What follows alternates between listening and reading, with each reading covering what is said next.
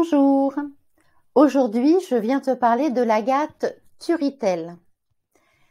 On l'appelle également agate fossile parce que comme tu peux le voir, il y a plein de petits coquillages qui sont incrustés à l'intérieur. Les gisements se trouvent essentiellement au Brésil, aux États-Unis, en Uruguay, à Madagascar, c'est très très riche Madagascar, et en Inde. Alors, je te rappelle juste un petit truc, c'est que les pierres sont des outils énergétiques, mais qu'elles ne remplacent en aucun cas un traitement médical. D'accord? Sinon, c'est une pierre d'ancrage, donc je t'invite à la mettre soit en bracelet cheville ou au poignet ou dans les poches. Elle a la réputation au niveau des somatisations, pour les personnes qui sont bileuses et qui sont beaucoup de soucis, donc, et voilà, par le souci qui ont des crampes d'estomac ou des brûlures d'estomac, voire qui peuvent avoir un peu des nausées. Donc, en mettant la pierre sur le plexus solaire, donc là où il y a l'estomac, et donc tout ce qui est le système digestif, c'est vrai qu'elle va pouvoir aider. On peut aussi la mettre bien nettoyée, une fois qu'elle est bien nettoyée et rechargée, on peut la mettre dans un verre d'eau et boire l'eau le matin au lever, alors que la pierre aura trempé toute la nuit.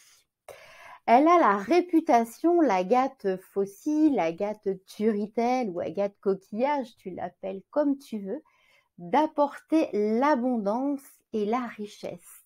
Donc, tu peux la glisser tout simplement dans ton portefeuille ou dans ton porte-monnaie. Tu peux la mettre aussi dans tes poches quand tu vas demander une augmentation, quand tu vas aussi demander une évolution de poste, parce qu'elle peut t'emporter, elle peut te rapporter, des signatures. Si tu fais un crédit aussi, tu peux la mettre dans ta poche. Elle peut favoriser effectivement elle peut favoriser aussi les accords financiers. Donc effectivement, au niveau d'un crédit, tu peux avoir une certaine facilité. Tu peux la mettre dans ta zone 4 en feng shui. Et là aussi, l'argent va venir. Elle peut même freiner les dépenses d'argent. Du moins, voilà, tout ce qui va être achat compulsif. Donc, voilà, dans mes trucs et astuces, j'ai partagé tout ce que je pouvais avec toi, avec grand plaisir.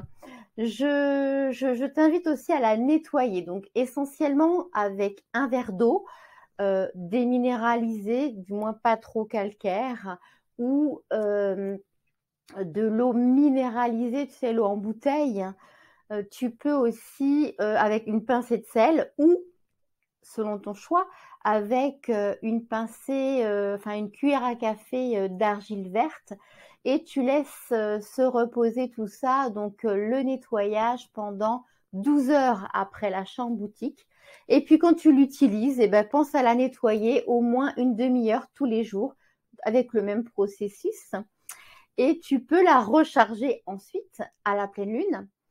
Celle-ci se recharge à la pleine lune ou au soleil, comme tu veux, le plus pratique pour toi. Aussi sur un amas de cristal de roche, sur une fleur de vie, dans une géode d'améthyste ou dans une coquille Saint-Jacques. Je te dis à très bientôt. Prends soin de toi.